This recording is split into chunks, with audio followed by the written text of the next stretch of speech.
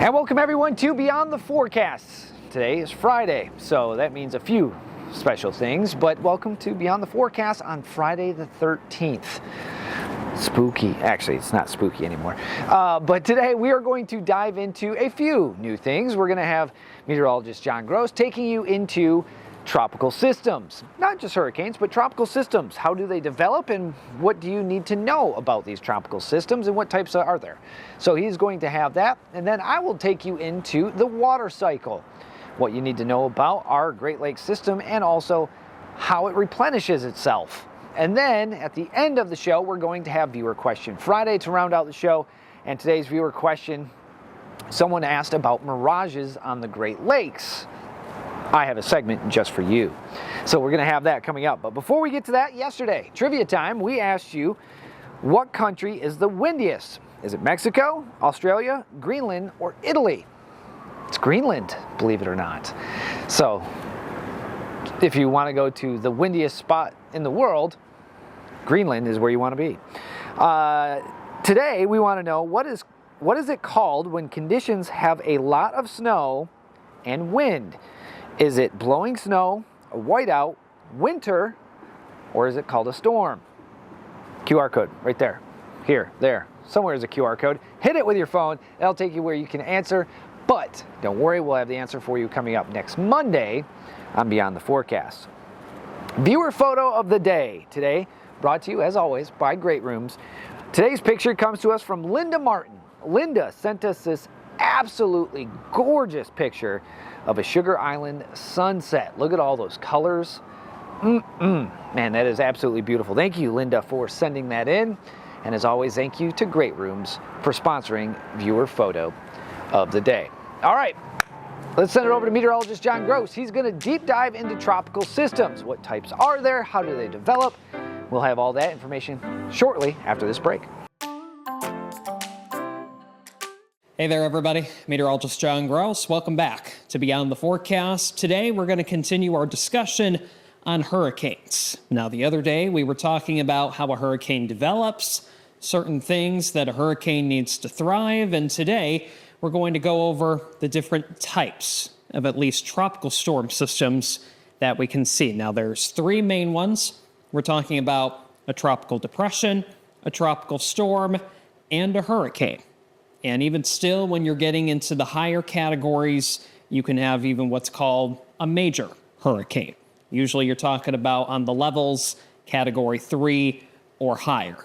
But we'll get into that in just a sec. Right now, let's go ahead and focus on the first one. Here it is. You're talking about what's called a tropical depression. Now, this is the weakest type of tropical system that we can see develop.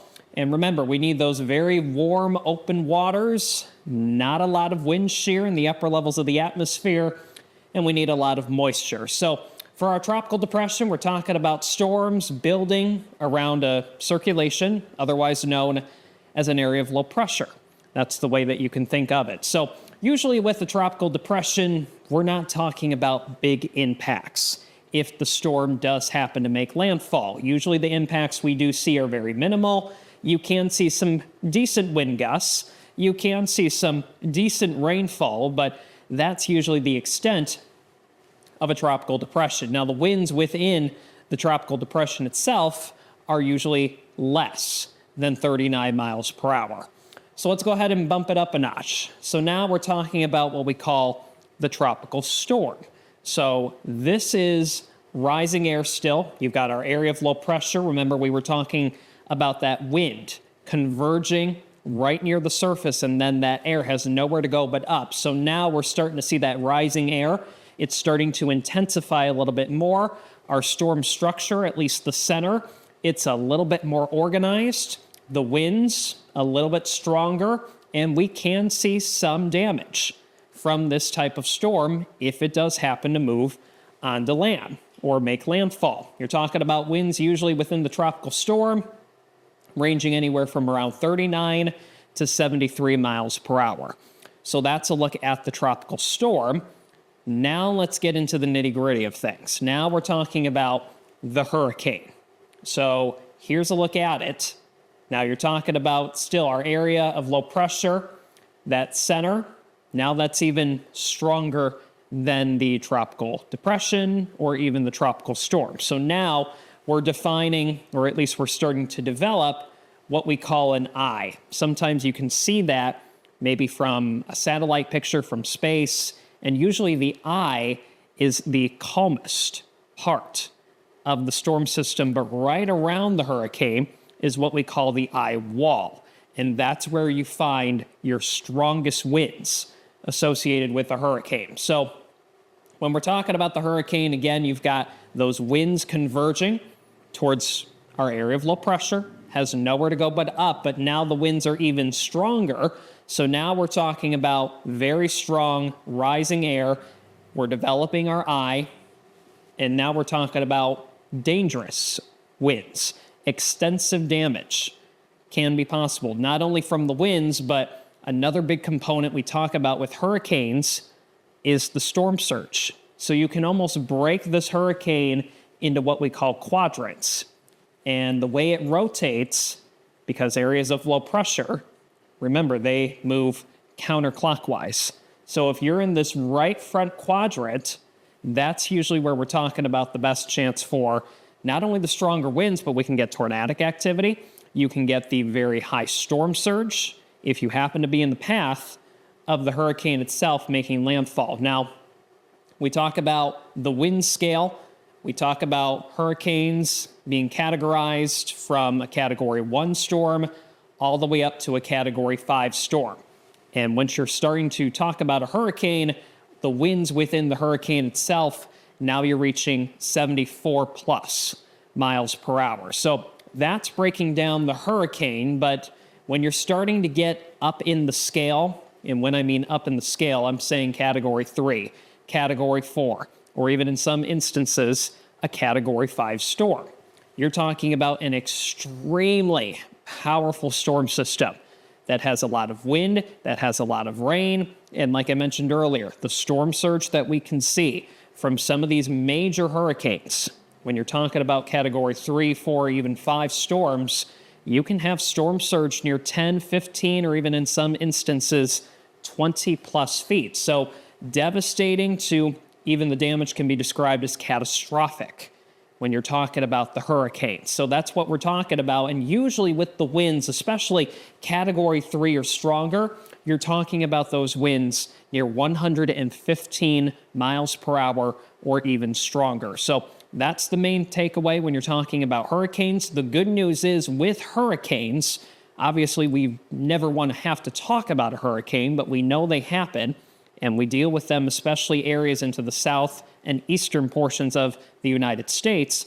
We do have a good time frame to show you from the National Hurricane Center where these hurricanes are going to be moving as they move across the Atlantic Ocean, the Caribbean, the Gulf, the Pacific Ocean, wherever it might be, so we can give you a detailed forecast on how strong is the hurricane going to be, where is it going to be tracking, what quadrant are you looking to find yourself in if the hurricane is going to be making landfall by somewhere you live, should you evacuate, things of that nature. We've come a very long way with forecasting hurricanes. So again, the major hurricane, Category 3, 4, or even 5 storm, but we always want to make sure that we're being prepared for any type of storm, including hurricanes. I'm meteorologist John Gross reporting for Beyond the Forecast. Thanks, John. Now, coming up next, I'm going to take you into the water cycle. Back to kind of Meteorologist 101. We'll have more on that right after the break. And welcome everyone to Beyond the Forecast. Today we are taking you to Meteorology 101, maybe even way before Meteorology 101, right? I mean, elementary school, we start learning about the water cycle. Now, here in the Great Lakes, we have a lot of water. And there's a lot of cycles of that water across northern Michigan, and it does play into our seasons, whether it is spring, summer, fall, or winter. The water cycle is a big player, and that has to do with our 4 seasons and our weather patterns across the Great Lakes. So let's start off where we probably all started off in elementary school, the water cycle. The water cycle starts with a body of water and evaporation, right? That water starts to evaporate, moves up into the air, starts condensing as clouds. So you go from evaporation to condensation, And also in the middle, transpiration, the plants and organisms on the surface start also breathing water into the air. But as it condensates, it starts moving inland, and it starts to give us rain, snow, sleet, mix, precipitation. And that precipitation falls to the surface, and then you have runoff back into the body of water. Now, there's other ways that you can see precipitation or moisture into these bodies of water, right? If you have a storm system moving in across Lake Michigan, it'll run right into the body of water. Or if it's raining from a system moving in from the south in Michigan, it'll rain and then start into the body of water. But normally here in the Great Lakes, you start with evaporation to condensation to precipitation and then back into those bodies of water from which they came. So let's start breaking this down a little bit. Evaporation. It is the most important to Earth's water cycle and also really to the Great Lakes water cycle. Think about how much of our Great Lakes evaporate but then turn back into moisture that falls inland and then returns to those bodies of water. A lot of it. Lake effect snow is this process. It's just in the winter. A lot of the lake effect rain showers, whether it's in the spring or whether it is in the fall, again, same process. Low pressure systems, which spin up through the Great Lakes, grab that moisture over the lakes and drop it right back, for the most part, in Michigan before it moves east. So water is transferred to atmosphere via evaporation. So that warmer air, warmer water starts to evaporate, goes into the air, right? And then we start to see clouds form, condensation. So as that moisture is rising higher and higher and higher, temperatures are cooling off, getting cooler, cooler, cooler as it continues to climb. And as that evaporation is getting cooler, it turns into clouds or condensation. That leads to cloud formation. So as more moisture continues to add to those clouds, you're getting the moisture inside of that cloud. And once it gets too heavy, rain, precipitation. That delivers water back down to the surface, whether it's in rain form, snow form, sleet form, hail form, doesn't matter what form it is precipitation. And then once it gets back to the surface, you either see it run back into the bodies of water from which it came, or the tributaries, rivers, smaller lakes. For the most part, it will all end up back in the Great Lakes or in the water table across the Great Lakes. Now, the one thing that we didn't see, that you saw on the first slide, that we didn't mention in those three parts right there, evapotranspiration. That starts the cycle again. You might be a little confused, but evapotranspiration, when that moisture, that precipitation falls on the plants, water is transferred to the atmosphere via evaporation plus transpiration. So I did a video last summer called corn sweat. You may have heard of this. Corn sweat is the process of evapotranspiration, and all of the water that corn and crops release in late summer can actually make it even warmer than it feels outside because of all of that water from the cornfields just to our west, southwest, even to our south here in Michigan. That moisture gets into the air, starts creating higher dew points, which makes it feel warmer. That's because of evapotranspiration. So evapotranspiration is the moisture that we just received, that precipitation, the plants giving that off, creating more moisture to evaporate back into the atmosphere. So corn transpiration, in fact, this is exactly what we were just talking about, is increased by wind transport. So let's move over to the Central Plains, shall we? Or the Corn Belt states, where they have all these mature stalks of corn. They are releasing a ton of water, right? Well, wind is going to push that. So it increases the humidity levels. If you increase the dew point with the moisture from corn, you gotta have a lot of corn, right? Well, yes, we have a lot of corn in the Corn Belt states. So you take an acre of corn and it is releasing upwards of 4,000 gallons a day of water into the atmosphere.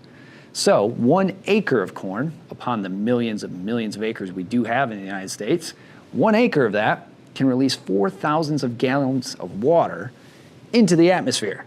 So all of that moisture is rising. And as you have all that moisture out there, it's making it feel much warmer. But it's putting that into the atmosphere. If it's putting it into the atmosphere, all it's going to take is a trigger to start to condense it and then start to turn it into thunderstorms. Evaporation, condensation, also halfway in there once it starts raining, evapotranspiration. But precipitation falls back to the surface and then runoff back into those bodies of water. Think about lake effect. Here in the Great Lakes, lake effect snow, which is the majority of our moisture in some seasons, that is picked up from the lakes. Condensation condenses into those clouds, moves inland, drops all that moisture back to the surface. Now, granted, it doesn't melt right away, right? It starts to accumulate. But what happens in the spring? We start melting that back into the table. So you're not adding water to the already Great Lakes. You're just returning that water to the Great Lakes. It evaporates, condensates, falls, returns. So in northern Michigan, we are unique in the fact that we produce and reuse the majority of our water. So you go. Fun facts for you. A little bit of weather, a little bit of science. That is the water cycle. We'll be right back with more Beyond the Forecast. And welcome back, everyone, to Beyond the Forecast. I am Chief Meteorologist Michael Stevens. And Viewer Question Friday. This is where you write in, give us your questions, and we explain them. And someone did actually send a really cool photo and said, how does this happen? It was a mirage. You could actually see the lights of Chicago from about 50 miles away. Now, on a normal day, you wouldn't be able to see that. But there is a process this happens, and it's actually very scientific. I explained this all on Mackinac Island a few episodes ago. Check it out. Now, I have a special segment for you that's talking about something that seems like a magic trick. And believe it or not, it was named after a magic trick because it seems like a magic trick.